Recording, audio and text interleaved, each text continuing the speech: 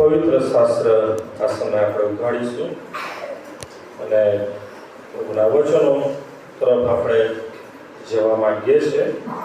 તો બે શાસ્ત્ર ભાગ આપણે નવા કરારમાંથી વાંચવાના છે. પ્રવૃત્તિઓના કૃત્યો 7મો અધ્યાય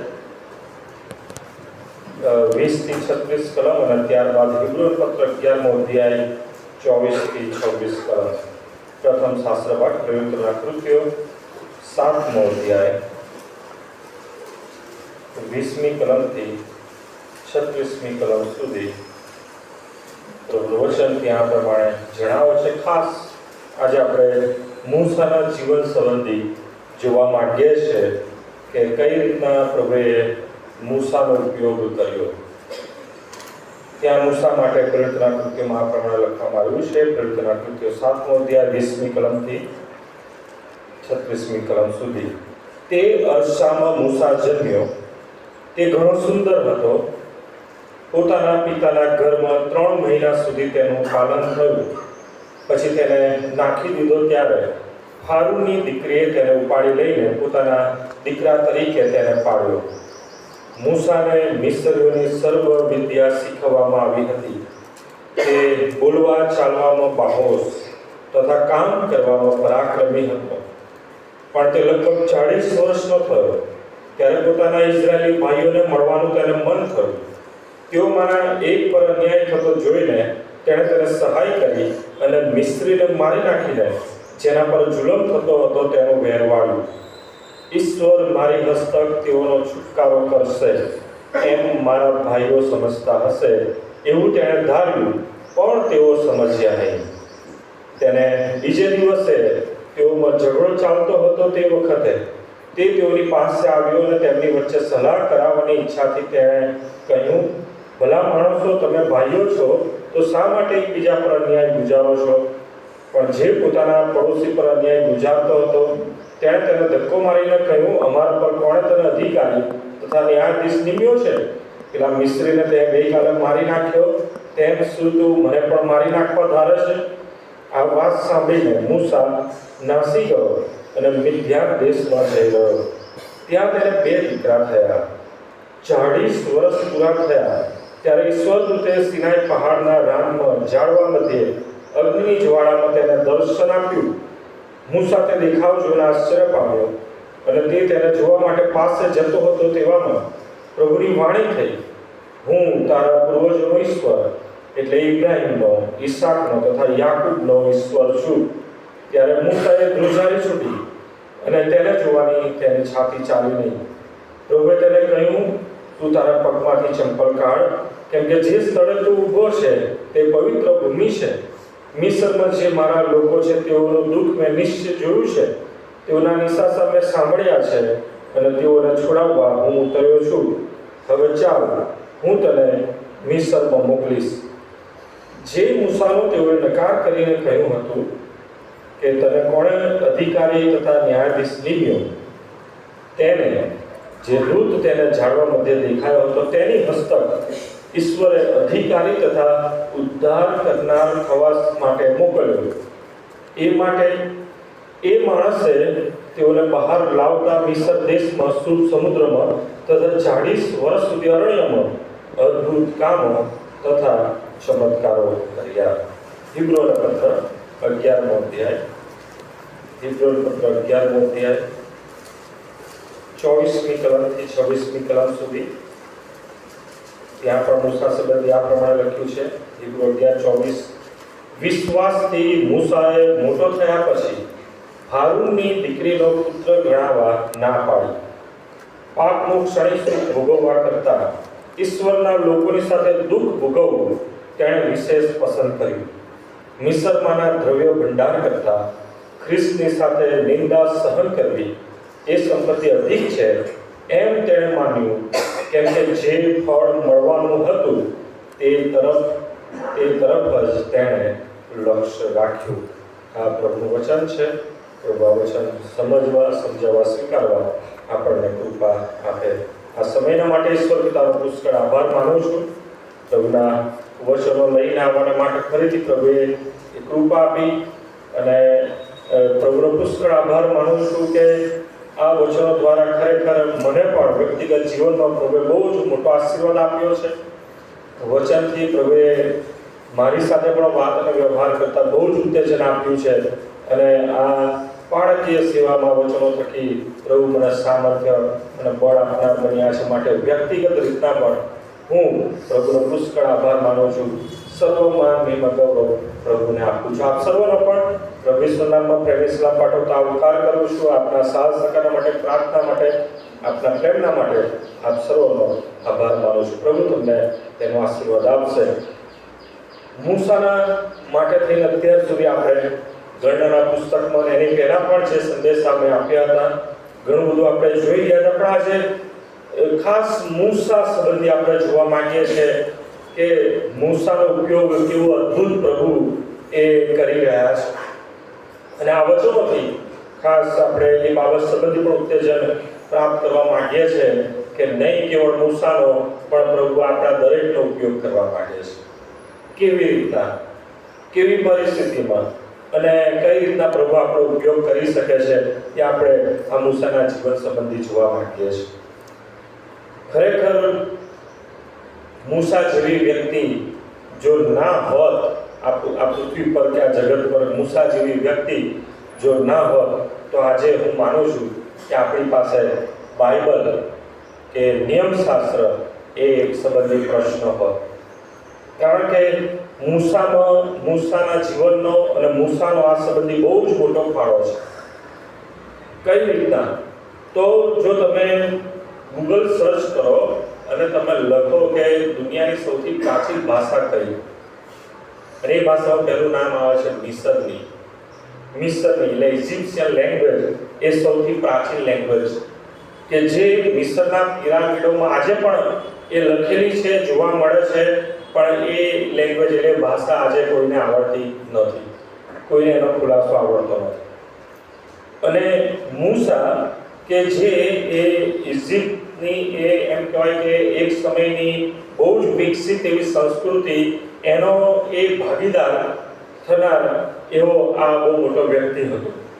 કારણ કે આપણે જોઈએ છે કે જે તે સમયમાં મૂસાના જન્મ સમયે જે પરિસ્થિતિ હતી કે હિબ્રુઓની સંખ્યા એ મિસરમાં વધતી હતી, એટલે રાજાએ નિયમ આપ્યો હતો કે નર બાળક અવતરે હિબ્રુમાં તેને મારી નાખો. અને એ સમયમાં મૂસાનો જન્મ થયો અને 3 મહિના એ લોકો ઘરમાં મૂસાનું પાલન કરે છે. આપણે પ્રયુક્તના કૃત્યો 7મો અધ્યાય અને 20મી કલમમાં જે વાંચ્યું પ્રમાણે. અને પછી એને બરુની ટોપલી બનાવીને નાઇલ નદીમાં એ મૂકી દે છે, જે જગ્યાએ રાજાની ટુકડીઓ નાહવાને આવતી હતી. અને એ જગ્યાએ એ ટોપલી મૂકવામાં આવે છે, ટોપલીમાં મૂસાને મૂકવામાં આવે છે. ફારૂકની દીકરી ત્યાં આવે છે અને મૂસાને ત્યાં લઈ લે છે અને પોતાના દીકરા તરીકે એ તેનો ઉછેર કરે છે. અને 22મી કલમ, એ મિસરના મહેલમાં, ફારૂક રાજાના મહેલમાં મૂસાને મિસરીઓની સર્વ વિદ્યા શીખવવામાં આવી હતી. મૂસા સંબંધી ત્યાં લખવામાં આવ્યું છે કે મૂસા એ બોલવા ચાલવામાં બાહોશ તથા કામ કરવામાં પરાક્રમી હતો. અને 23મી કલમ પ્રમાણે 40 વર્ષ સુધી એ મૂસા એ મિસરના એટલે કે ફારૂક રાજાના મહેલમાં રહ્યો. ત્યાં તેનું પાલન પોષણ થયું અને ત્યાં મૂસા એ 40 વર્ષ સુધી એક જુવાન તરીકે મિસરોની સર્વ વિદ્યા શીખવવામાં નિપુણ, એટલે કે ભાષા કે કોઈ બી વિદ્યા કે યુદ્ધ જે વિદ્યા કહેવાય દરેક બાબતમાં એ શીખેલો એક લડવૈયો, બોલવા ચાલવામાં બાહોશ અને કામ કરવામાં પરાક્રમ. જો આ આખી બાબત તમે સમજો તો મૂસાને જો નામ આપવું હોય કોઈ, બરાબર, તો એમ કહેવાય કે મિસ્ટર યુનિવર્સ એ સમયમાં. કેમ કે મિસર દેશ એ સૌથી વિકસિત સંસ્કૃતિ અને એ સમયની મુખ્ય દુનિયા એમ કહી શકાય. અને એવી ખાસ એવી સુંદર વ્યવસ્થામાં, બહુ જ સગવડભરી વ્યવસ્થામાં એ મૂસાનો ઉછેર થયો. અને મૂસા જે રીતના એ સમયે હતો કે સર્વ વિદ્યાર્થી એ શીખેલો એટલે કે નિપુણ, દરેક બાબતમાં, દરેક કલામાં એ નિપુણ અને બોલવા ચાલવા બાહોશ અને પરાક્રમી, મિસ્ટર યુનિવર્સ. એના જેવો હું માનું છું કે કોઈ વ્યક્તિ એ સમય નહીં પડે. અને એવી એમ કહેવાય કે મૂસાની પોતાની વ્યક્તિગત ઉજ્જવળ કારકિર્દી કે જ્યાં હવે એને ફારૂકની પણ જગ્યા મળવાની હતી, એ આશા હતી. પરંતુ એવા સમયમાં એણે પોતાના ભાઈઓ સંબંધી વિચાર કર્યો અને 23મી કલમમાં લખ્યું છે એ પ્રમાણે કે લગભગ 40 વર્ષનો થયો ત્યારે પોતાના ઇઝરાયેલી ભાઈઓને મળવાનું તેનું મન થયું. એ પરિસ્થિતિ આખી આપણે જાણીએ છીએ કે એની તો ઈચ્છા હતી કે મારા દ્વારા, એ શું સમજતો હતો 25મી કલમ, ઈશ્વર મારી હસ્તક તેઓનો છુટકારો કરશે એમ મારા ભાઈઓ સમજતા હશે, એવું તેણે ધાર્યું. એણે પોતે પણ એવું ધાર્યું અને એણે ઈચ્છ્યું કે હું જેવું ધારું છું એવા મારા ભાઈઓ પણ વિચારતા હશે, સ્વીકારશે કે હા મૂસા કે જે આ મિસ્રીઓમાં બહુ જ એમ કહેવાય કે બધી જ રીતના બાહોશ અને પરાક્રમી, એવો લડવૈયો, એવો આગેવાન, એવો લીડર એ બનવા માટે તૈયાર છે. અને કદાચ મૂસાને એ લીડર બનાવે, મૂસા હિબ્રુઓનો એ લીડર બને, આગેવાન બને અને બહુ જબરજસ્ત કદાચ અને મિસ્રીઓની સાથે યુદ્ધ કરીને જીતી જઈને એમનો છુટકારો કરે, કદાચ એવું વિચારતો હશે. અને એવો જ વિચાર એણે એના લોકો માટે પણ વિચાર્યું કે આ લોકો આવું સમજ. પણ શું થયું? મૂસાને ત્યાંથી નાસી જવું પડ્યું, મિસ્ર છોડીને નાસી જવું પડ્યું. અને 40 વર્ષ સુધી એ સીનના અરણ્યમાં એના સસરા હિત્રોના એક ઘેટા ચરાવતો. મિસ્ટર યુનિવર્સ કહેવાય એવી વ્યક્તિ શું કામ કરી રહી છે? તો ઘેટા ચરાવવાનું કામ કરી રહી છે, એ પણ રાન અરણ્યની અંદર. અને એ પરિસ્થિતિમાં 40 વર્ષ પસાર. મૂસા 80 વર્ષનો થયો. હું વિચારું છું કે મૂસાને શું એ અરણ્યની અંદર 40 વર્ષ દરમિયાન ઘેટા ચરાવતા એને એના નિર્ણયનો અફસોસ થયો છે કે હું ફારૂન પછી કદાચ અધિકારી બન્યો હોત, કે ફારૂનની જગ્યા પ્રાપ્ત કરી શક્યો હોત, મિસ્રના મહેલમાં એસો આરામ, જ્યારે ખાવું હોય, જે પીવું હોય, જેમ રહેવું એમ, કોઈ રોકટોક નહીં. અને એવી બાબતો છોડી દઈને, એનો ત્યાગ કરીને એને અરણ્યમાં જે બાબતો અરણ્યમાં વિચારી શકાય કે કોઈ ફેસિલિટી ના મળે, જે સગવડતાઓ આપણે આજના દિવસોમાં ઈચ્છીએ, અને મિસ્રના મહેલમાં 40 વર્ષ સુધી મૂસાને જે ફેસિલિટી મળી, જે વ્યવસ્થા મળી, અરણ્યમાં કોઈ જ વ્યવસ્થા નહીં. ખાવાનું અને પાણીનું કોઈ જ ઠેકાણું નહીં.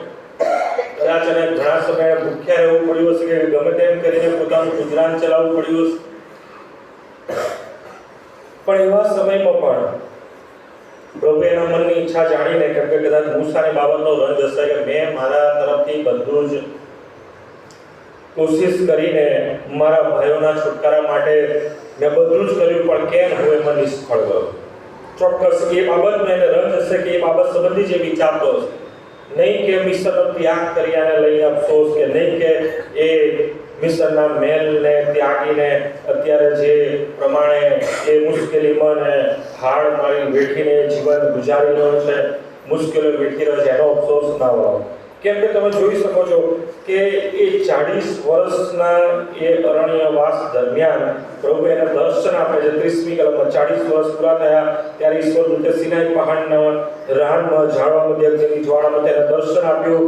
અને પછી આપણે જોઈએ છે છેલ્લે એ 34મી કલમ, મિસ્રમાં જે મારા લોકો છે તેઓનું દુઃખ મેં નિશ્ચય જોયું છે, તેઓના નિશાસર મેં સાંભળ્યા છે, અને તેઓને છોડાવવાના હું ઉતર્યો છું. હવે ચાલ, હું તને મિસ્રમાં મોકલીશ. અને પ્રભુનું વચન શું કહે છે? ચોક્કસ આ એનો બહુ જ હતો મૂસાનો. મૂસાની ઈચ્છા હતી કે જે અધૂરી રહી. મૂસા એ સંબંધી અફસોસ કરી રહ્યો છે, અને 80 વર્ષે પ્રભુ એને દર્શન આપીને આ જવાબદારી આપે છે અને કહે છે હું તારી સાથે છું, અને હવે આ કામ તું શરૂ કર. 35મી કલમ, જે મૂસાનો તેઓએ નકાર કરીને કહ્યું હતું કે તને કોણે અધિકારી તથા ન્યાયાધીશ નિમ્યો, તેને જે દૂત તેના જાણવા મધ્ય દેખાયો હતો તેની હસ્તક ઈશ્વર અધિકારી તથા ઉદ્ધાર કરનાર થવા માટે મોકલ્યો. અને શું થયું? એ માણસે 36 કલમ એટલે કે મૂસાએ તેઓને એટલે કે ઇસ્રાયેલ લોકોને બહાર લાવતા મિસ્ર દેશમાં સમુદ્રમાં તથા 40 વર્ષ સુધી અરણ્યમાં અદ્ભુત કામો તથા ચમત્કારો કર્યા. મૂસાનો પ્રભુએ ભરપૂરીપણે ઉપયોગ કર્યો. કેવી રીતના ઉપયોગ કર્યો આપણે ડિટેલથી જોઈએ. તમે જો, મૂસા એ સર્વ વિદ્યાનો જાણકાર છે. એ એક એમ કહેવાય કે ડબલ પીએચડી થયેલી વ્યક્તિ છે એ સમયની. કેમ કે એમને મૂસાને મિસ્રની સર્વ વિદ્યા આવડે છે, એમાં નિપુણ છે, બોલવે ચાલવે બહાવ કામ કરવામાં પરાક્રમી છે. અને પ્રભુ એ વ્યક્તિનો ઉપયોગ કરે છે. અને હવે તો અહીંયા એ પરિસ્થિતિ પણ છે કે અરણ્યમાં પણ 40 વર્ષ દરમિયાન હવે મૂસા એ અરણ્યની દરેક બાબતોનો માહિતગાર બની ગયો છે, જીવન જીવવામાં એ નિપુણ બની ગયો છે. અને 80 વર્ષના મૂસાને પ્રભુ એ દર્શન આપીને કહે છે કે હું તને મિસ્ર મોકલીશ. હંમેશા એક વસ્તુ છે કે તમે માણસ તરીકે નાનપણમાં બાળક હોવ કે મોટા હોવ, જે બી કંઈ શીખો, કોઈ બી શીખવાની બાબત હોય, ચાહે લેંગ્વેજ હોય કે કોઈ ટેકનિક હોય, બરાબર, કે કોઈ બી પ્રકારની એવી કળા હોય, કોમ્પ્યુટર ચલાવતા આવડવું કે વાહન ચલાવતા આવડવું કે ખાવાનું બનાવવાની જે બાબત છે, કોઈ બી બાબતમાં તમે જો એ બાબત શીખ્યા છે, એમાં તમે નિપુણ થાવ છો, તો એ તમે લાઈફ ટાઈમ સુધી યાદ રાખો છો. એ તમારા જીવનનો ભાગ બની જશે. એવું નહીં કે તમે રોજ રૂટીનમાં કરો તો તમને યાદ રહે.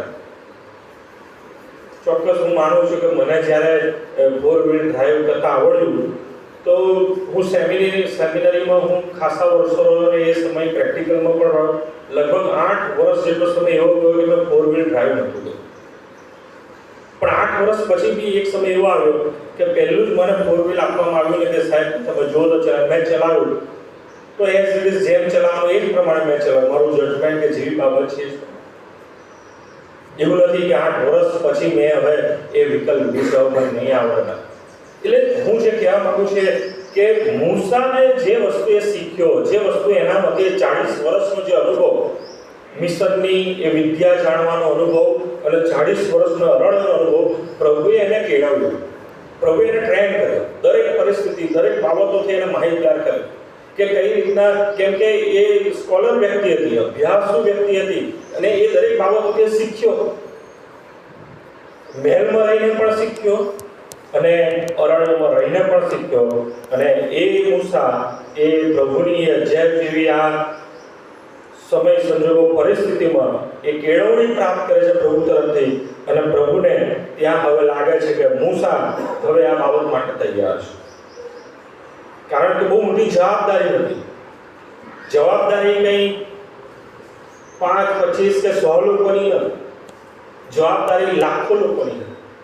ગયા વખતે આપણે ગણનામાંથી જે સંખ્યા જાણી, આશરે 6,03,000 લોકો, તો એ તો ખાલી 20 વર્ષની ઉપરના લડવૈયાઓની ગણતરી હતી.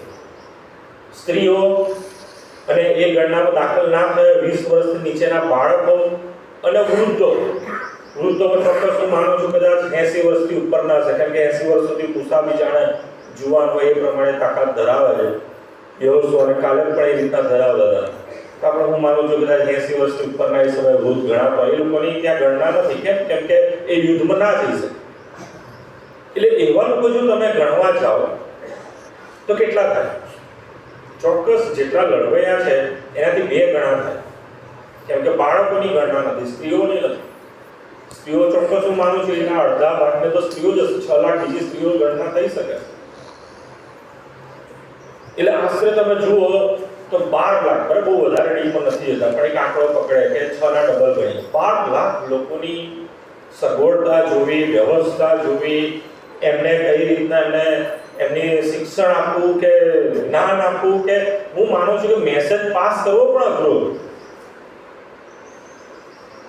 જો અહીંયા આપણે હું માનું છું 250 થી 300 માણસો બેસે ને આ સાઉન્ડ સિસ્ટમ બંધ થઈ જાય તો આગળના લોકો જ મારો અવાજ સાંભળી શકે. પાછળ બેઠેલા કે આ પરિસરની બહાર હોય મારો અવાજ જઈ શકે નહીં.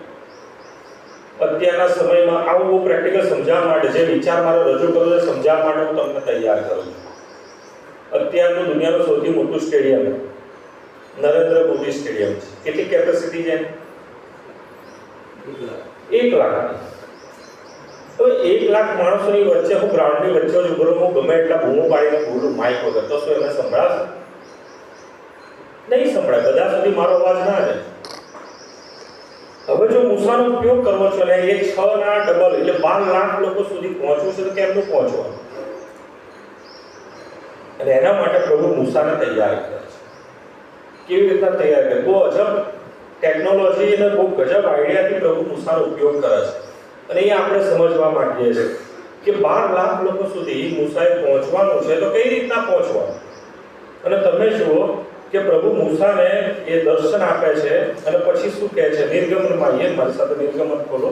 નિર્ગમન 3જો અધ્યાય, નિર્ગમનનું પુસ્તક 3જો અધ્યાય. કેમ કે મૂસાને જવાબદારી આપી, દેવ કહે છે મૂસા તું જા, ઇસ્રાયલ લોકોનો તું છુટકારો કર, ગુલામગીરીમાંથી તેઓનો બચાવ કર, તો એનો ઉદ્ધાર કર. પણ કઈ રીતના? તો અહીંયા મૂસાને પ્રભુ એ ટેકનિક આપે છે કે તારે શું કરવાનું છે. જઈને તમે જુઓ 3જો અધ્યાય 16મી કલમ.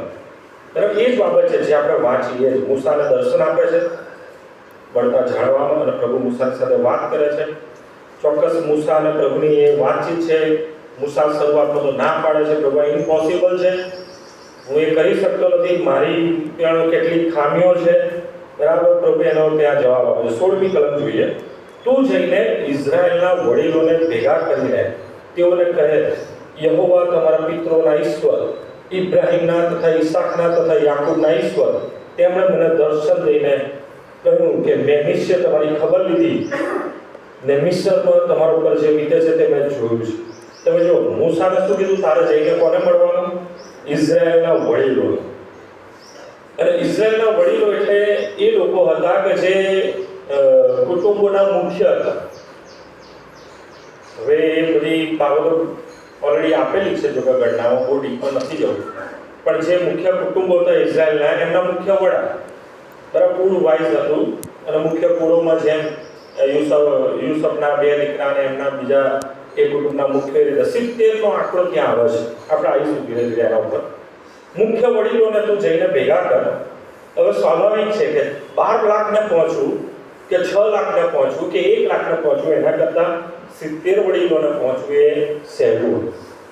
70 વડીલોને જઈને મળે. અને શું થાય છે તમે ત્યાં જોઈ શકો છો કે એ જઈને મળે છે.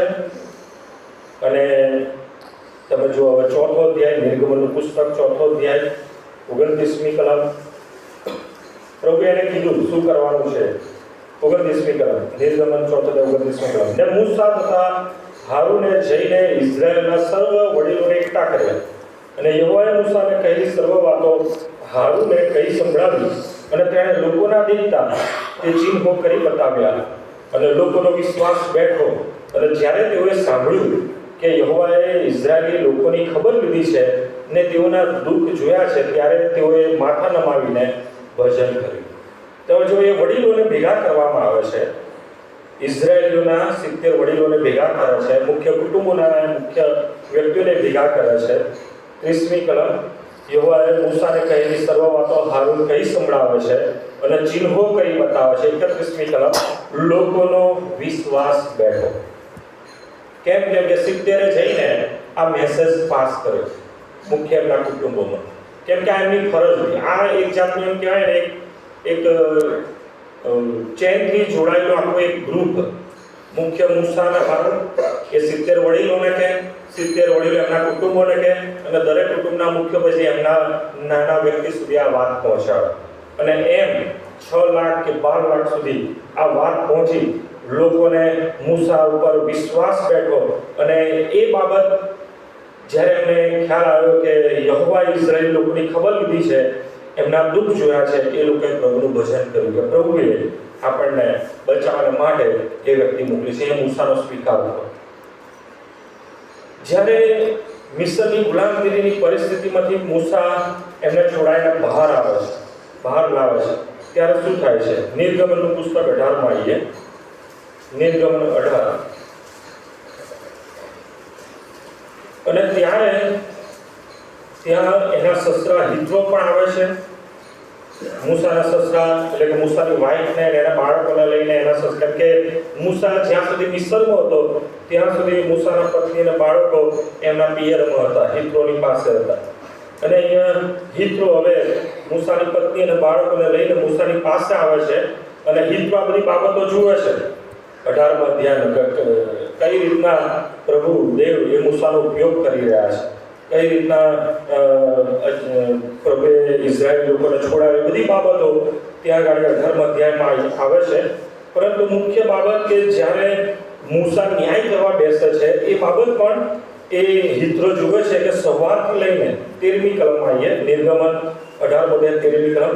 બીજે દિવસે મૂસા લોકોનો ન્યાય કરવા બેઠો અને લોકો સવારથી કે સાંજ સુધી મૂસાની આગળ ઊભા હતા. આખો દિવસ આ ન્યાયની પ્રક્રિયામાં જ ગયો. હિત્રોએ પૂછ્યું શું થાય છે? તો મૂસા કહે છે લોકો મારી સલાહ લેવા આવે છે. મારા દ્વારા દેવની સલાહ પૂછે છે કે એમના માટે દેવ શું ઈચ્છા રાખે છે, શું કરવા ધારે છે, કે શું કરવું જોઈએ, શું ના કરવું જોઈએ, વગેરે વગેરે નાની બાબતો. અને એટલા બધા લોકો હોય છે કે લોકો પણ સવારથી સાંજ સુધી ઊભા રહે છે. 15મી કલમ. અને મૂસાએ તેના સસરાને કહ્યું લોકો ઈશ્વરની સલાહ લેવા મારી પાસે આવે છે અને તેઓને કંઈ તકરાર હોય ત્યારે તેઓ મારી પાસે આવે છે અને હું વાદી પ્રતિવાદીનો ઇન્સાફ કરું છું અને તેમને ઈશ્વરના વિધિ તથા નિયમ જણાવું છું. હવે મૂસાના સસરા શું કહે છે? 17મી કલમ. મૂસાના સસરાએ તેને કહ્યું આ તો ઠીક નથી કરતો, તું નિશ્ચય આવી રહેશે, તું તથા તારી સાથેના લોકો પણ. કેમ? આ કામનો બોજ તારથી ઉપાડાય એમ નથી, તું એકલો એક કામ કરી શકતો નથી. હવે મારું કેવું સાંભળ. હિત્રોની સલાહ એ બહુ જબરજસ્ત કામ કરે છે. હિત્રો કેવી સલાહ આપે છે? 19મી કલમ.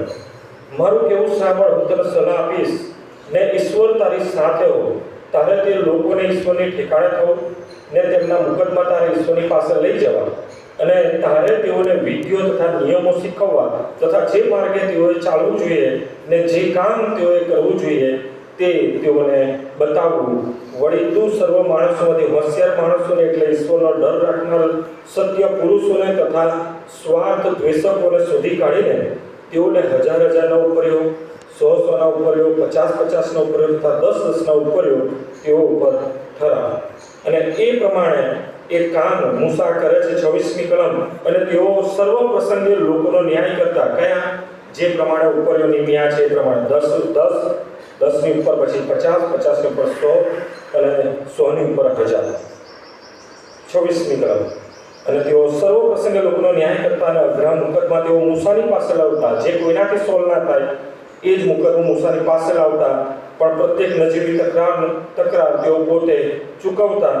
અને મૂસાએ તેના સસરાને બધાય બહુ સરસ સલાહ આપે છે. અને આ સલાહ શું આપે છે ખરેખર? જો અહીંયા આખો ખુલાસો જોઈએ ને તો હિત્રો મૂસાને કહે છે કે તું એજ્યુકેટેડ પર્સન છે, તું ભણેલો છે, તારી પાસે સર્વ વિદ્યાનું જ્ઞાન છે. તું શું કર? 20મી કલમ પકડો. 18-20મી કલમ શું કહે છે? તારે તેઓને વિધિઓ તથા નિયમો શીખવવા. કેમ શીખવવા? કેમ કે મૂસા એ શીખેલો છે. મૂસા એનું જ્ઞાન ધરાવનાર વ્યક્તિ છે. મૂસા એ એજ્યુકેટેડ પર્સન છે, એક શિક્ષણ પામેલી, દરેક બાબતોનો વિદ્યાનો જાણકાર, દરેક અનુભવનો નિચોડ આપનાર વ્યક્તિ. અને મૂસા એના સસરાની સલાહ લે છે અને હવે અહીંયા અરણ્યની અંદર એક જાતની ટ્રેનિંગ શરૂ થાય છે. કોની ટ્રેનિંગ? તો જે રીતના ઉપરની ન્યાય એ પ્રમાણે. અને બીજી કોની ટ્રેનિંગ? તો 70 વડીલોની ટ્રેનિંગ. ત્રીજી કોની ટ્રેનિંગ? તો લેવી કુંડાની ટ્રેનિંગ, લેવી અને યાજકો. અને મૂસા અહીંયા એ લોકોને શિક્ષણ આપે છે. બાઇબલમાં હિબ્રુ ભાષાનો કોઈ એટલો બધો ઉલ્લેખ નથી, પણ હિબ્રુ લોકોનો ઉલ્લેખ છે. અને જ્યારે એનો અભ્યાસ કર્યો ત્યારે હિબ્રુ લેંગ્વેજ એ જ્યારે બાબેલનો બુરજ બનાવવામાં આવેલો અને ત્યાં જ્યારે ભાષાઓ જ્યારે દેવ તરફથી માણસોને આપવામાં આવી અને ત્યાં ભાષાઓ આપવામાં આવી ત્યારે ત્યાં હિબ્રુ લેંગ્વેજ ત્યાં બોલવામાં અસ્તિત્વમાં આવી. અને ત્યારથી લઈને સમય મળશે તો આપણે સ્પેસિફિક એને બહુ ડિટેલથી જોઈશું, પણ આપણે અત્યારે સમય નથી. ત્યારે હિબ્રુ લેંગ્વેજનો ઉદ્ભવ થયો અને ત્યારથી એ હિબ્રુ લેંગ્વેજ અસ્તિત્વમાં આવી પણ બોલવામાં આવતી હતી. અને એમ કહેવાય છે કે ઇબ્રાહિમનો બાપ તેરા, અને ત્યારથી લઈને હિબ્રુ એ લોકો બોલતા હતા. ત્યારથી જ્યારે સ્પેસિફિક એમ કહેવાય કે ઇબ્રાહિમને પ્રભુ તેડવા આપે છે કે હું જે જગા તને દેખાડું ત્યાં તું જા. અને ઇબ્રાહિમને એની સાથેનું ટોળું જે નીકળ્યું એ હિબ્રુ લેંગ્વેજ બોલતા હતા, હિબ્રુ ભાષા બોલતા હતા. એટલે ઘણી જગ્યાએ એ લોકોને હિબ્રુ લોકો તરીકે એ લોકોનો ઉલ્લેખ થાય છે. જેમ કે આપણે કોઈ ગુજરાતી બોલતું હોય અને ગુજરાતી બોલનાર વ્યક્તિ ક્યાંય પણ જાય, અમે ઘણી વખત બહાર ગયા છે, ઉત્તર ભારતમાં ગયા છે, નોર્થ ઇસ્ટમાં ગયા છે, સાઉથમાં ગયા છે. હું ને હેલીના વાત કરીએ કે અમે કુટુંબ તરીકે વાત કરતા હોય તો થર્ડ પાર્ટી તરફ સાંભળીને કે તમે ગુજરાતી છો. અને સેમ આ જ પ્રકારે હિબ્રુ ભાષા બોલતા એ ઇબ્રાહિમ અને એના સંતાનો હિબ્રુ તરીકે ઓળખાય. પરંતુ સ્કોલર એવું કહે છે કે હિબ્રુ ભાષાને એમ કહેવાય કે પેલું અક્ષરોમાં ઢાળવામાં જો કોઈ વ્યક્તિએ યોગદાન આપ્યું હોય તો એ છે મૂસા. મૂસાએ હિબ્રુ લેંગ્વેજને એ ભાષા તરીકે અક્ષરોમાં ત્યાં એ લોકોને શીખવ્યું. અને બાઇબલ પણ એ બાબતને સમર્થન આપે છે કે મૂસાએ બાઇબલનો પ્રથમ લેખક કે જેણે 1500 BC-માં આ બાઇબલ લખાણની શરૂઆત કરી. અને કયું પુસ્તક લખ્યું સૌથી પહેલાં? ઉત્પત્તિનું પુસ્તક લખ્યું. કઈ રીતના લખ્યું અહીં આપણે વાત ઉપર. જ્યારે હવે મૂસા એ ટ્રેનિંગ આપે છે, લોકોને તૈયાર કરે છે. હવે મૂસાએ કંઈ 6 લાખને કે 12 લાખને ટ્રેનિંગ નથી આપી, બરાબર સમજો, બરાબર. મૂસાએ ટ્રેનિંગ આપી 70 વડીલોને અને જે ઉપરીઓ હતા એમને આપી, અને લેવીના જે મુખ્ય લોકો હતા એ લોકોને આપી. અને જ્યારે પ્રભુ દેવ એ મૂસાને નિયમ આપે છે ત્યારે તમે જો નિયમ માટે પણ તમે જુઓ તો નિર્ગમન 24મો અધ્યાય, નિર્ગમન 24મા અધ્યાયમાં આવીએ. જ્યારે મૂસાને પ્રભુ સિનાઈ પર્વત ઉપર બોલાવે છે તો એકલો બોલાવતા નથી, કેમ કે હવે દેવને ખબર છે કે મૂસાને તો દરેક બાબતનો અનુભવ થઈ ગયો છે. પણ હવે દેવની હાજરીનો અનુભવ કોને થવો જોઈએ? તો 70 વડીલોને પણ થવો જોઈએ, જેથી કરીને પ્રભુનું ભય બીક રાખે. અને 24મા અધ્યાયની બાબત છે, પહેલી કલમ, નિર્ગમન 24. યહોવાએ મૂસાને કહ્યું, યહોવાની પાસે ઉપર આવ, તું તથા હારૂન તથા નાદાબ તથા અબીહુ તથા ઇસ્રાયેલના વડીલોમાંના 70, અહીંયા આંકડો આવે છે 70, એટલે મેં કીધું આંકડો આવશે. કયા વડીલો? કે જે મુખ્ય કુટુંબના એ આગેવાનો હતા, ઇઝરાયલના મુખ્ય કુટુંબના આગેવાનો હતા, એ 70 વડીલો. અને પ્રભુ એ 70 વડીલોને પણ બોલાવે છે.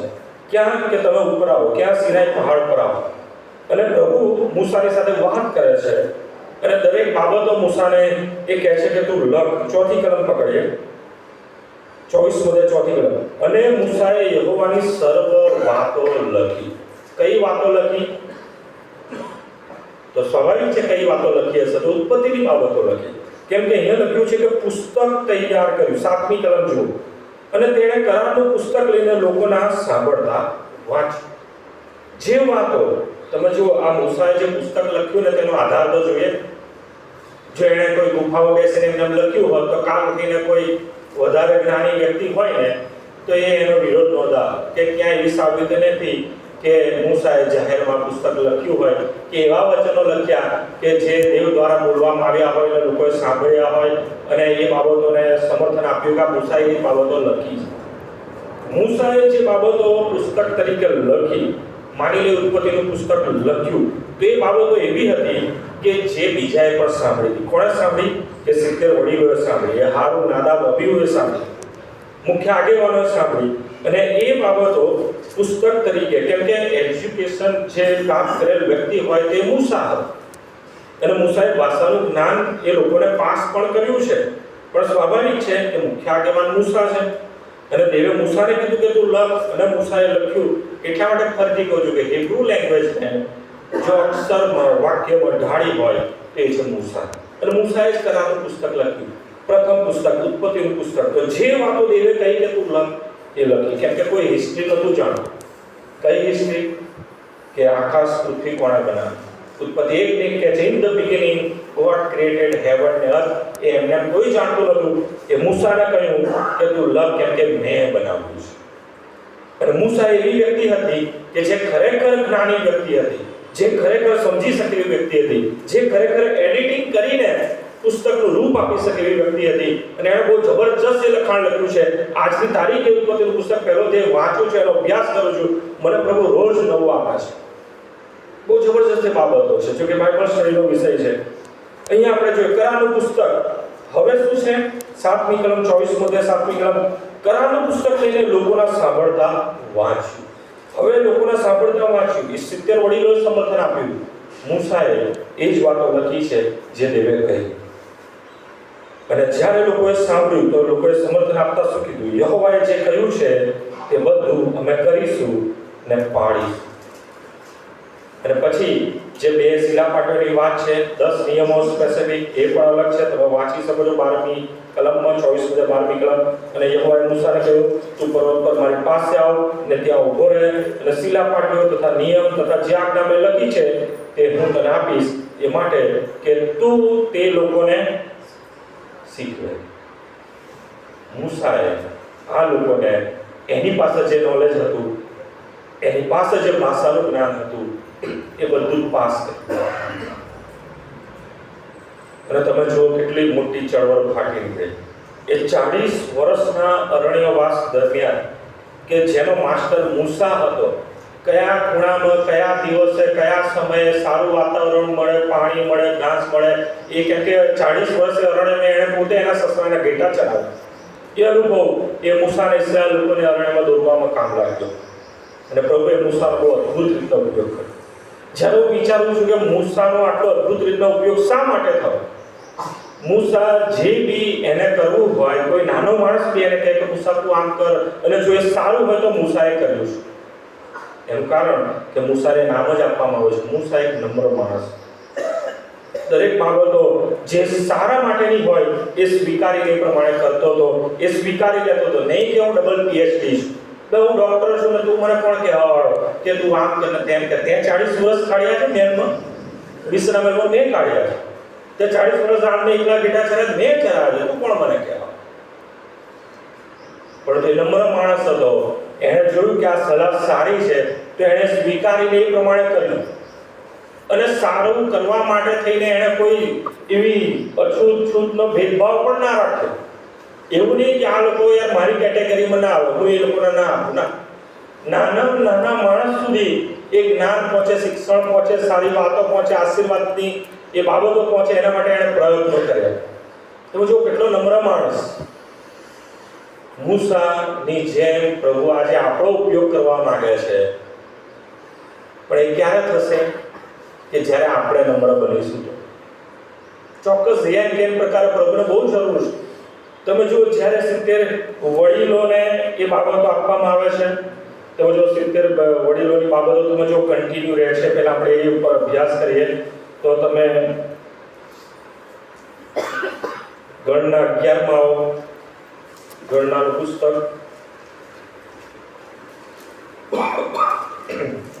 ગણનાનું પુસ્તક 11મો અધ્યાય અને જે 70 વડીલોની વાત છે 16મી કલમમાં આ પ્રમાણે છે. ગણના 11મો અધ્યાય અને 16મી કલમ. અને યહોવાએ મૂસાને કહ્યું, ઇઝરાયેલના વડીલોમાંના 70 માણસ કે જેઓને તું લોકોના વડીલો તથા તેઓના ઉપરીઓ તરીકે ઓળખે છે, તેઓને મારી પાસે રૂબરૂ એકઠા કર અને મુલાકાત મંડપની પાસે તેઓને લાવ કે તેઓ ત્યાં તારી સાથે ઊભા રહે.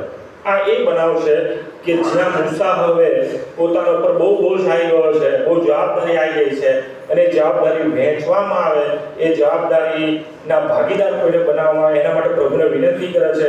પ્રભુએ વિનંતી માન્ય રાખે છે કે એક કામ કર, જે 70 વડીલો તારી સાથે રહેશે, કે જેમને તે ટ્રેન કર્યા છે, જેમને તે તારી સેવામાં ભાગીદાર બનાવ્યા છે, એ લોકોને મુલાકાત મંડપ પાસે પાછો લાવ.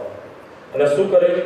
અને ત્યાં આગળ 17મી કલમ, હું ઉતરી આવીશ ને ત્યાં તારી સાથે વાત કરીશ, અને મારો જે આત્મા તારા પર છે તેઓમાંનો લઈને હું તેઓના પર મૂકીશ, અને તેઓ તારી સાથે લોકોનો ભાર ઉંચકે કે તારે એકલાને તે ઉંચકવો ન પડે. અને એવું થાય છે. તમે જુઓ આગળ 24મી કલમ. અને મૂસાએ નીકળી જઈને યહોવાના વચન લોકોને કહી સંભળાવ્યા. લોકોના વડીલોમાંના 70 માણસોને ત્યાં એકત્ર કર્યા, મંડપની આસપાસ તેઓને ઊભા કર્યા, અને યહોવા મેઘમાં ઉતર્યો, તેની સાથે બોલ્યા. જે આત્મા મૂસા પર હતો તેમાંનો લઈને 70 વડીલો પર મૂક્યો, અને એમ થયું એ આત્મા તેઓના પર ઉતર્યો ત્યાં સુધી તેઓએ પ્રબોધ કર્યો, પણ ત્યાર પછી તેઓએ એમ કર્યું નહીં. પણ છાવણીમાંના બે પુરુષ રહી ગયા હતા, એકનું નામ એલ્દાદ અને બીજાનું નામ મેદાદ હતું. અને તેઓના પર આત્મા ઉતર્યો અને તેઓ નોંધાયેલોમાંના હતા, પણ બહાર નીકળીને મંડપ પાસે ગયા ન હતા. અને છાવણીમાં તેઓ પ્રબોધ કરવા લાગ્યા. કેટલું ગજબનું કામ છે કે દેવની ઈચ્છા છે કે બીજા પણ જોડાય આ કાર્યમાં, બીજા પણ આ કાર્યના ભાગીદાર બને. અને તમે મૂસાની નમ્રતા જુઓ કે મૂસા પોતે સામેથી ઈચ્છા વ્યક્ત કરે. મૂસા એ બાબત કરવા માટે તૈયાર થાય, 70 વડીલોને લાવે છે. હા, એ લોકો 2 જણ નોંધાયેલા હતા, પણ બહાર નીકળીને મંડપ પાસે નતા આવે એટલે રહી ગયા છાવણીમાં. પણ આત્મા એ લોકો પર પણ આવ્યો અને એ લોકો ત્યાં છાવણીમાં પ્રબોધ કરતા હતા. તમે જુઓ, યહોશુઆ દોડી આવે છે 28મી કલમ. મૂસાના સેવકે તેના માનીતાઓમાંના એક એટલે નૂનના દીકરા યહોશુઆ ઉત્તર આપીને કહ્યું, મારા ધણી મૂસા તેઓને મના કર. કયા 2 જણને જે છાવણીમાં પ્રબોધ કરી રહ્યા છે? અને મૂસાએ તેને કહ્યું, શું મારી ખાતર તને તેમના પર અદેખાઈ આવે છે?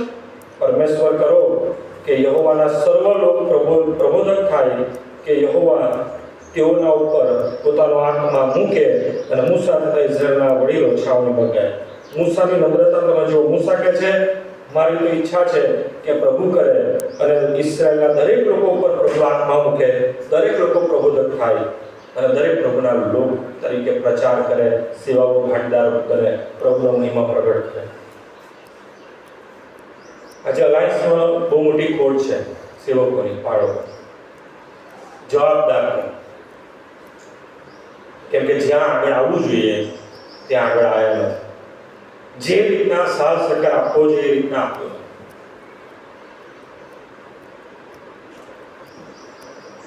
એના માટે કંઈ આમંત્રણ આપવાનું ના હોય. એના માટે એવું નથી કે મને તક મળે, સાહેબ માઈકમાંથી કે ફલાણા ભાઈ આગળ આવે અને હવે આપણને પ્રાર્થનામાં દોરશે કે સેવામાં દોરશે કે આગેવાની આપશે તો જ હું કરું ને તો જ હું કરાવું ને ત્યાં સુધી હું ના કરાવું. આપણો પ્રભુ એક કૃપાળુ દેવ છે જે પોતે પોતાનું સ્થાન, સ્વર્ગીય મહિમા એ બધું છોડીને આવે. મૂસા કે જ્યારે 40 વર્ષનો એ મિસ્રનો રાજપાટ છોડી દઈને હિબ્રુના પત્રમાં વાંચ્યું એ પ્રમાણે કે એણે મિસ્રના દ્રવ્ય ભંડાર પણ ત્યાગી દીધા. એને ખબર હતી ખજાનાની કે મિસ્રમાં ખજાનો છે, આજે મળે છે પિરામિડોનો ખજાનો. પણ એણે ત્યાગ કર્યો કે આ ધન દોલત એ તો અહીંયા જ નાશ પામના છે. ક્ષણિક સુખ ભોગવવા કરતા એણે દેવની સાથે રહેવું, દેવની સાથે સંગત પ્રાપ્ત કરી એને વધારે સારું લાગ્યું. તમે તમારા હૃદયમાં વિચારજો કે અહીંથી કહેવામાં આવ્યું છે કોણે ઘરે જઈને બાળક માટે, એના કુટુંબ માટે, કે એની સેવા માટે, કે બીજા આગેવાનો માટે, કે જે બી જરૂરિયાત છે એના માટે પ્રાર્થના કરી. કેટલા લોકો છે બોલ ધરાવવા? પ્રભુ જાણે છે તમારા હૃદયો અને પ્રભુને ખબર છે કોણ કેટલું કરે છે. પ્રભુને તમારા હૃદયમાંથી જવાબ મળી રહ્યો છે કે તમે પ્રભુના આ કાર્યમાં ભાગીદારી આપવા માટે થઈને શું ભોગ આપવા માટે તૈયાર છો. પોતાના સમયનો ભોગ આપવો નથી, પોતાની જે ફેસિલિટીઝ છે બરાબર એ છોડવી નથી, પોતાની જે નમ્રતા છે બરાબર એ દેખાડવી નથી. હું શું બસ એ પકડી રાખવું છે અને ખાલી વાતો કરવી છે કે મંડળી આમ છે, લોકો આમ છે, આગેવાનો પ્રાણ આમ છે, અલાયન્સની પરિસ્થિતિ આવી છે તેવી છે વગેરે વગેરે. તમારું યોગદાન શું? મૂસાનું સેક્રિફાઈસ શું? કે એના હૃદયમાં ઈચ્છા રાખી. મિસ્રના મહેલમાં તો ત્યારથી ઈચ્છા એને વ્યક્ત કરી કે પ્રભુ મારા લોકોનું શું, હું હિબ્રુ છું, મારા લોક પણ હિબ્રુ છે, એ લોકો ગુલામગીરીની પરિસ્થિતિમાં છે, એમનો ઉદ્ધાર થાય, એમનો તારણ થાય. શું કેમ મૂસા એકલો આગળ આવે? કેમ બીજું કોઈ આવ્યું નહીં? ચોક્કસ બીજું કોઈ આવી શક્યું હોત, પરંતુ મૂસાને એ બાબતનો બોજ હતો કે હૃદયમાં રહેલો બોજ. એ મિસર છોડીને ગયો તો 40 વર્ષ અરણ્યમાં પણ એ બોજ સાથે જીવન જીવ્યો. એટલા માટે જ્યારે એ બળતું ઝાડવું સિનાઈ પર્વત ઉપર બળતું નહોતું અને એને એમ થયું, કુતૂહલ થયું કે આ શું છે, મને જવા દે. ત્યાં દેવ એને પકડે છે. એ તો એક દેવે મૂસાને અલગ પાડવાનું એક કારણ કે મૂસા દેવની ભાષા અને મૂસાની સાથે વાત કરે છે. ચોક્કસ હું જેના બાબતનો અભ્યાસ કરું છું, મૂસા પોતે એડિટિંગ કરે છે આ બાબત, બરાબર, પુસ્તક એ જ લખે છે, એટલે સ્વાભાવિક છે એના ઇન્સલ્ટની બાબત ના લખે કે મને મારા લોકોએ અપમાનિત કરીને કાઢી મૂક્યો છે, મારું અપમાન કર્યું છે, મેં એમના માટે મિસરના દ્રવ્ય ભંડારનો ત્યાગ કર્યો અને ઘણું બધું મેં છોડી દીધું, હું રાનમાં 40 વર્ષ રહ્યો, પ્રભુ તું મને એ લોકો પાસે મોકલે કે જે લોકોએ મારો ત્યાગ ના જોયો, મારું સાંભળ્યું ને મારું સેક્રિફાઈસ ના જોયું, તું એ લોકોની પાસે મોકલે કે તું જા, હું નહીં જઈ શકતો, મારથી એ નહીં. અને પ્રભુ હારૂનને મોકલે છે, એનો એક ભાઈ હતો. પ્રભુ કહે છે હારૂન તારી સાથે આવશે પણ તું જા, અને પછી એ તૈયાર થાય છે કે મૂસાને બોલવા, કેમ કે હિબ્રુન પત્રમાં અને પ્રયુક્તના કૃત્યો 7 આપણે જોયું કે બોલવા ચાલવામાં બાહોશ અને કામ કરવામાં પરાક્રમી હતો. એ વ્યક્તિને બીજાના સાહસ ટકાની શું જરૂર? અને એ આખી ટેકનિક પ્રભુ એને બતાવે છે. 70 વડીલોને મળ અને 70 વડીલોને મળે છે, 70 વડીલોને શિક્ષણ આપે છે. એ હિત્રો એના શસ્ત્રની સલાહથી, અને પ્રભુ એ 70 વડીલોને પવિત્ર આત્માનો અનુભવ પણ આપે છે. પ્રભુ ઈચ્છે છે કે એના લોકો એ આશીર્વાદિત થાય, એના લોકો એ પ્રભુમાં વધુ વૃદ્ધિ પામે અને પ્રભુ જે માર્ગ પર ચલાવવા માંગે છે એ માર્ગ પર ચાલે. આજે પણ પ્રભુની ઈચ્છા તો એ જ છે, જો પ્રભુ ઈસુ ખ્રિસ્ત આવશે એની મંડળીને લેવા માટે, તો પ્રભુ આ જ બાબતને લઈને પૂછશે કે તમને કેટલી પડી હતી સ્વર્ગમાં આવવાની, અને એ માટે તમે કેવું જીવન જીવ્યા, શું તમે ભોગ આપ્યો, કઈ રીતના તમે પોતાના જીવનનું એ બાબતોમાં તમે બોજ ધરાવ્યો. ચોક્કસ આપણી પાસે શરમાવાનું રહેશે, બીજું કશું જ નહીં. પ્રભુની સામે આંખ ઉઠાઈને આપણે જોઈ નહીં શકીએ, કેમ કે આપણો બોજ, આપણી ઈચ્છા, આપણી બધી બાબતો પ્રભુ બધું જાણે છે. મૂસાની બાબતમાં હજુ વધારે જોઈએ તો તમે જો આ વસ્તુ કન્ટિન્યુ રાખતા પુનઃ નિયમમાં આવીએ. પુનઃ નિયમ 27મો અધ્યાય તમે જુઓ. પુનઃ નિયમ 27 પહેલી કલમથી જોઈએ તો જે બાબત હવે પુનઃ નિયમના સમયમાં એવું છે કે જે લોકો મિસ્રમાંથી નીકળ્યા હતા અને જેમની પહેલી ગણનામાં સામેલ થયેલા, ગણતરી થયેલા, એ બધા નાશ પામ્યા છે. અને અરણ્યમાં હવે જે 6,01,000 નવા લોકો એ નોંધાય છે, અને એ આખી પેઢી શિક્ષિત પેઢી બને છે. જે અરણ્યમાં જે લોકો પોતાનું જીવન અને નવી નોંધણીમાં જે લોકો નોંધાયા એ બધા શિક્ષિત લોકો હતા, કેમ કે ત્યાં એક જાતની આ ચળવળ જે રીતના ચલાવવામાં આવી, મૂસા દ્વારા 70 લોકોને ટ્રેનિંગ આપવામાં આવી, મૂસા દ્વારા એ લેવીઓને ટ્રેનિંગ આપવામાં આવી, અને એ લોકો પછી એ શિક્ષણ છેક પાયા સુધી પહોંચાડતા ગયા. બહુ સારી વાત છે. આજથી સન્ડે સ્કૂલ શરૂ થઈ. મેં શરૂઆતમાં પ્રાર્થના કરાવી, પણ જે પ્રમાણે બેવલા મંડળી છે, જેની સભ્ય સંખ્યા છે, અને જે કુટુંબોને બાળકો કે દલ્લો પ્રભુએ આશીર્વાદ આપ્યો છે, પણ તેમ છતાં સંખ્યા બહુ મામૂલી, બહુ નજીવી, અને ત્યાં જ તમારો બોજ દેખાઈ આવે છે પ્રભુ પ્રત્યે. અને ચોક્કસ ગીતશાસ્ત્ર 127 અને 3 પ્રમાણે બાળકો યહોવાનું આપેલું ધન છે, એ ધનનો હિસાબ તમારે મારે આપવો પડશે. પ્રભુ માંગશે હિસાબ, એક પૈનો માંગશે કે મેં એ ધન આપ્યું હતું, તમે કઈ રીતના એને પ્રભુના માટે એનો ઉપયોગ કર્યો છે. આપણે એ ધનનો દુનિયાવી માર્ગો માટે ઉપયોગ કરીએ છીએ. બેટા ટ્યુશનમાં જા, બેટા આમ જા, તેમ જા, પ્રાણ ક્લાસીસમાં જા, રમવા જા, ને સ્વિમિંગમાં જા, ને બધી મ્યુઝિક ક્લાસને ન પૂછો કેટલી વાતો. અઠવાડિયામાં એક દિવસ સન્ડે સ્કૂલમાં આવવાનો, 1 કલાકનો સમય આપવાનો. આપણે છોકરાને વહેલા ઉઠીને એને મૂકવા આવી શકતા નથી કે બેટા સન્ડે સ્કૂલમાં જા. પ્રભુ એની સાથે વાત કરે, જેમ મૂસાની સાથે વાત કરીને મૂસાનો ઉપયોગ કરે, એની નમ્રતાનો ઉપયોગ કરો, અને ત્યાંથી ક્યાં એ આશીર્વાદ લોકોને મળ્યો કે એ આશીર્વાદના તમે હું પણ ભાગીદાર છે. જો મૂસાએ આ કાર્ય ના કર્યું હોત, તો એ લખાણની શરૂઆત ના થઈ હોત, એ નિયમના પુસ્તકો ઉત્પત્તિ લઈને પુનઃ નિયમ સુધી આપણી પાસે ના હોત, એ ટ્રેનિંગ યહોશુઆને ના મળી હોત, કે ના યહોશુઆએ પુસ્તક લખ્યું હોત, ના એ પછી ન્યાયાધીશોને ટ્રેનિંગ મળી હોત કે ન્યાયાધીશો એમની બાબતો લખી શક્યા હોત. પવિત્ર શાસ્ત્ર લખવા સુધી, એટલે કે પહેલો બીજો રાજા લખવા સુધી જે પુસ્તક લખ્યા છે તો એ લેવીએ લખ્યા છે. કેમ કે લેવીઓને જવાબદારી સોંપવામાં આવેલી. મૂસાએ જવાબદારી લેવીઓને આપી દીધી કે તમે પ્રભુના અભિષિક્ત લોક છો, તમારે પ્રભુની આ વાતો લખતા જ હોય કે જેથી એ ઐતિહાસિક ઘટનાઓ પરથી ઇસ્રાયેલ લોકો શીખે અને નવી પેઢીને બોજ મળે. અને માટે વચનો આજે આપણી પાસે છે. જો આ ટ્રેનિંગ કે આ પ્રમાણેની એ વ્યવસ્થા કરવામાં ના આવી હોત તો આજે બાઇબલ આપણી પાસે ના હોત. પુનઃનિયમ 27 પહેલી કલમ. મૂસાએ તથા ઇઝરાયેલના વડીલોએ લોકોને આજ્ઞા આપીને કહ્યું, જે સર્વ આજ્ઞા હું આજે તમને આપું છું તે પાળો, અને જે દિવસે તમે યરદન ઉતરીને જે દેશ યહોવા તમારા ઈશ્વર તમને આપે છે તેમાં તમે જાઓ, ત્યારે એમ થાય કે તારે પોતાને માટે મોટા પથ્થર ઊભા કરવા ને તેઓના પર લેખ મારો, અને પાર ઉતર્યા પછી આ નિયમના સર્વ શબ્દો તેઓના ઉપર તારે લખવા. કોપી પેસ્ટ કરવાની બી કળા એ મૂસાએ આ લોકોને શીખવી, એ 70 વડીલોને. 8મી કલમ એ જ અધ્યાય પુનઃનિયમ 27:8.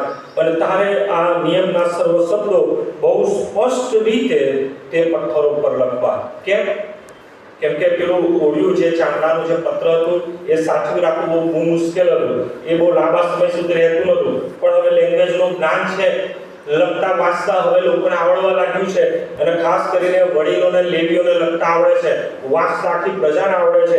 એ પથ્થરો પર લખેલા પ્રભુના વચનો આવતા જતા ઇસ્રાયેલ લોકો વાંચે, નવી પેઢી વાંચે, એમના માટે સાક્ષીરૂપ થાય, એમના માટે ઉત્તેજનરૂપ થાય, એમના માટે એ દેવનો સાક્ષાત અનુભવ બની રહે વચનો. અને એ પ્રમાણે થયું. ક્યાં થયું તો તમે શું પુનઃનિયમ 31 માં આવીએ. થોડા પુનઃનિયમ 31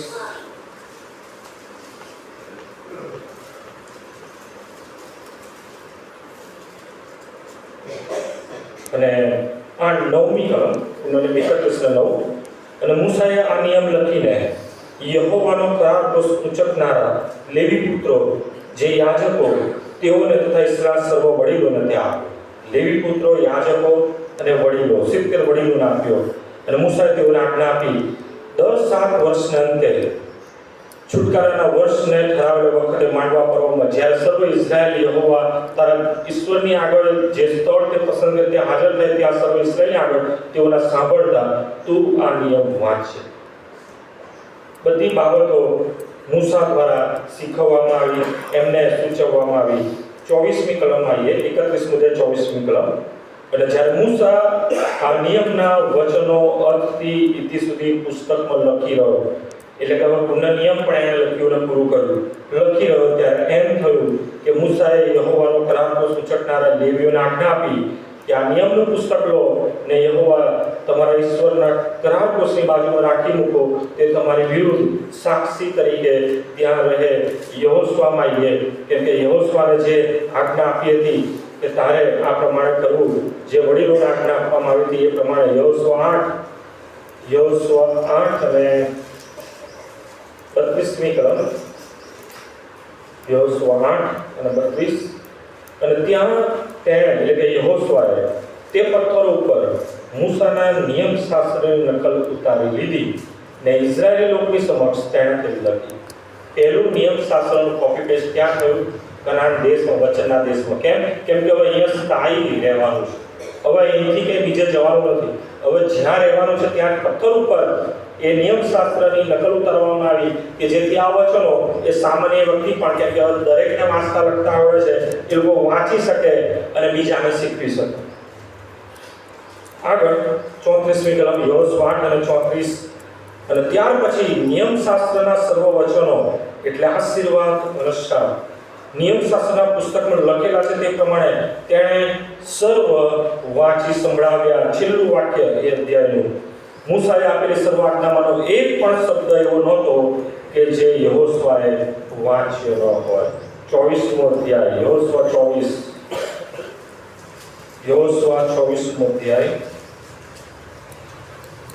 હવે યહોશુઆ પણ ઘરડો થઈ ગયો અને યહોશુઆ હવે એ જે મૂસાથી જે બાબતો શીખવામાં આવી, એટલે કે જે બાબતો પ્રણાલિકા તરીકે હવે શરૂ થઈ. મૂસા પછી યહોશુઆની બાબતમાં આગળ વધે છે. યહોશુઆ 24મો અધ્યાય 26મી કલમ. ત્યાર પછી યહોશુઆએ એ વાતો ઈશ્વરના નિયમશાસ્ત્રના પુસ્તકમાં લખી. યહોશુઆએ કઈ વાતો લખી? યહોશુઆના પુસ્તકમાં વાતો લખી. કેમ કે મૂસા દ્વારા હવે એને શીખવવામાં આવ્યું હતું. મૂસા દ્વારા એ ટ્રેનિંગ આપવામાં આવી હતી. મૂસા દ્વારા એને તૈયાર કરવામાં આવ્યો હતો કે યહોવાના વચનો એ લોકોના માટે બહુ જરૂરી છે, પુસ્તક તરીકે લખ. 26મી કલમ ફરીથી. ત્યાર પછી યહોશુઆએ વાતો ઈશ્વરના નિયમશાસ્ત્રના પુસ્તકમાં લખી અને 27મી કલમ.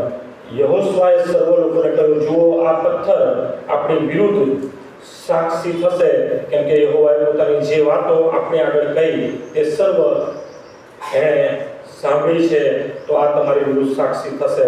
એ પથ્થરો ઉપર પણ એણે લખ્યું, પુસ્તકમાં પણ લખ્યું અને લોકોને કીધું કે આ વચનો એ તમારા વચ્ચે, દેવના વચ્ચે સાક્ષીરૂપ થશે. આ વચનોના આધીન થઈને જીવન જીવવું હોય. આ વચનો એ પાડવા રહ્યા. પ્રકટીકરણ 1 અને 3 આ પુસ્તકમાંના ભવિષ્ય વચનો જે કોઈ વાંચે છે, સાંભળે છે અને એમાં લખેલું છે એ પાડે છે, તેને ધન્ય છે. મૂસાનો એક સારો ભાવ કે મારા લોકોનું ભલું થાય, મારા હિબ્રુ લોકો, મારા હિબ્રુ ભાઈઓ, એમના માટે હું શું સારું કરું. અને 80 વર્ષે પણ પ્રભુ એના હૃદયનો બોજ જાણીને પ્રભુ એનો ઉપયોગ કરે છે. યાકૂબનો પત્ર 4 અધ્યાય 17મી કલમ આપણે બધા જાણીએ છીએ. યાકૂબનો પત્ર 4 અધ્યાય 17મી કલમ. જે કોઈ ભલું કરી જાણે છે પણ કરતો નથી, તે પાપ કરે છે. જો આપણે ભલું કરી શકીએ છીએ પણ આપણા હૃદયને કે આપણા મનને જળ કરીને જે બાબતો રોકી રાખીએ છીએ, તો વાલો એમ કરીને પણ આપણે પાપ કરીએ છીએ. ઘણા બધા વચનો છે. તમે જો રોમન પત્ર 12મો અધ્યાય અને 21મી કલમમાં પણ પાઉલ પ્રેરિત કહે છે, ગુંડાથી તું હારી ન જા, પણ સારાથી ગુંડાનો પરાજય કર.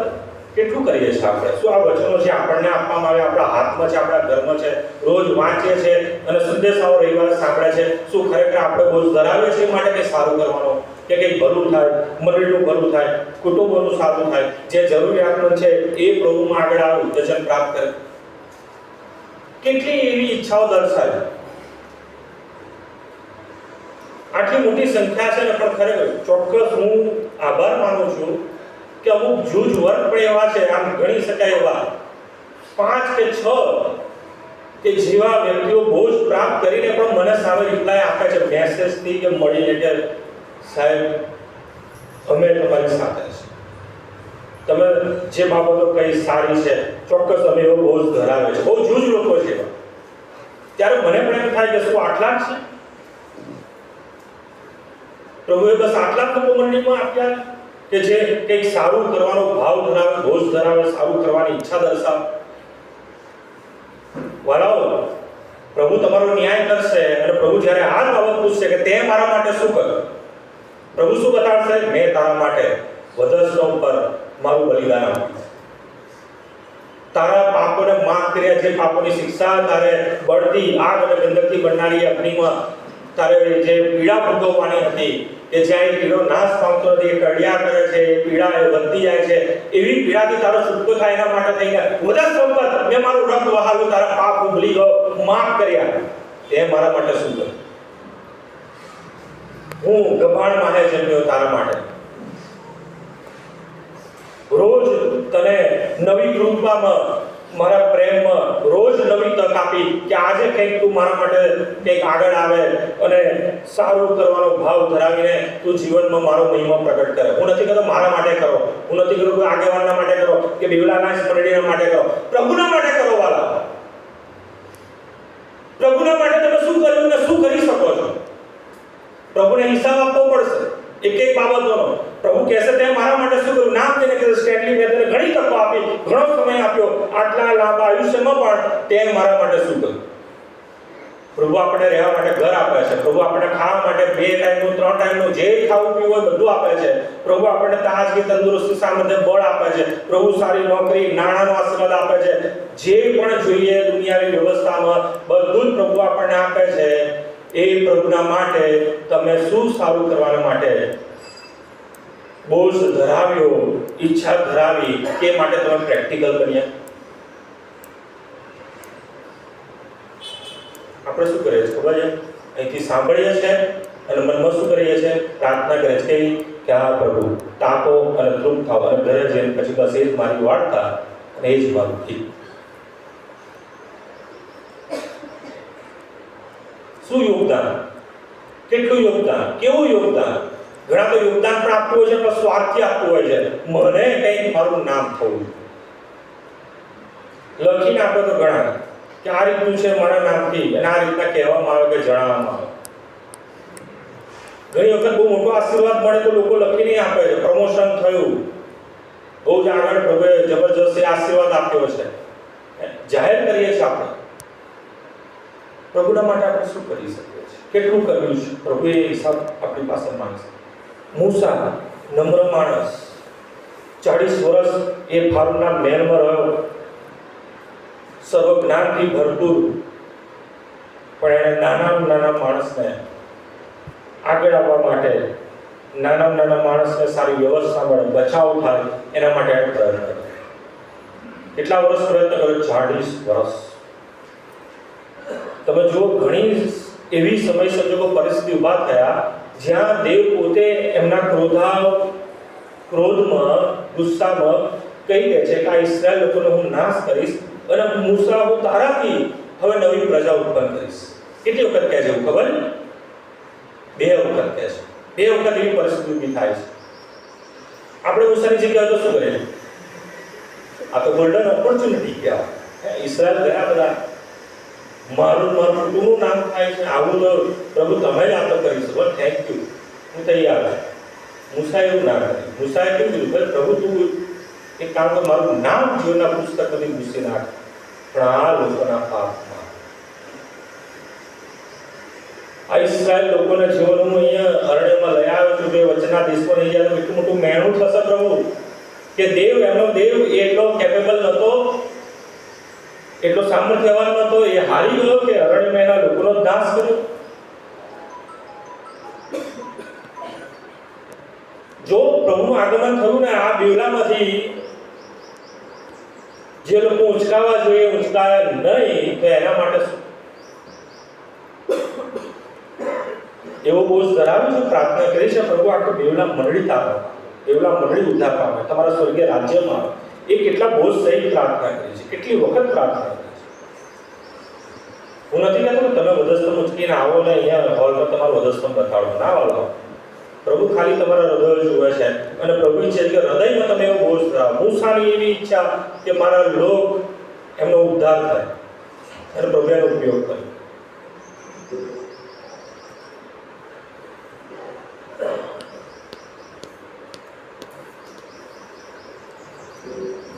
પ્રભુના વચનો માટે આભાર માનીએ, મૂસાના જીવન માટે આભાર માનીએ. મૂસાએ જે ઈચ્છાઓ વ્યક્ત કરી એના લોકોના ઉદ્ધાર માટે, એના લોકોના તારણ માટે, એના લોકોના બચાવ માટે, અને પ્રભુએ એને માટે તૈયાર હતા. પ્રભુ એ જ બોજ તમને મને આજે આપણને આપે છે. દેવલા માટે બોજ આપે છે, લાઇન્સ માટે આપે છે. પ્રભુ એના લોકને માટે તમને બોજ આપે છે કે તમે શું કરી શકો છો. ચોક્કસ વળો, પ્રાર્થનામાં રહો. પ્રભુ ક્યાંક ને ક્યાંક એ માર્ગ બતાડશે, માર્ગ બનાવશે. જે પ્રભુ જો લાલ સમુદ્રમાંથી માર્ગ કરી જાણે છે, ઇસ્રાયેલ લોકોને પાર પહોંચાડી જાણે છે, એ પ્રભુ આજે પણ આ પરિસ્થિતિમાંથી બહાર આવવાનો માર્ગ આપણને બતાવશે. કંઈક સારું થશે, અને પ્રભુ એ રાઈસનું ગૌરવ પાછું લે, એ દિવસો આપણને પાછા આવે. પણ એના માટે એવું મન જરૂરી છે. જો કડવાશરૂપી જળ છે, આજે ફરીથી કહું છું, પીવું. પ્રભુના એ સેક્રિફાઈસને, પ્રભુના ત્યાગને એ અનુભવતા આપણે પ્રભુના માટે વપરાણ માટે તૈયાર. ગીતમાં જોડાઈશું ભજન સંગ્રહમાંથી.